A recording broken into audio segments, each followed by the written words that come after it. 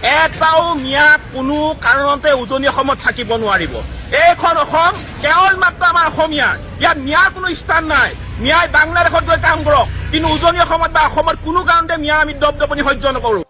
अब तू गया बेटा, अब तू गया, देख तेरी औकात मैं दिखाता हूँ तुझे।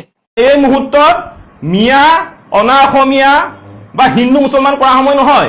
এই মুহূৰ্তত আমি জাতি বৰ্ণ ধৰ্ম ভাষা নিৰ্বিশেষে সকলো মানুহ এই বিশ্বত জীয়াই থকা বা অসমত জীয়াই থকা বা অসমত বসবাস কৰা সকলো মানুহে ইজনে সিজনৰ হাতত হাত ধৰি আমি আগবঢ়াৰ সময়।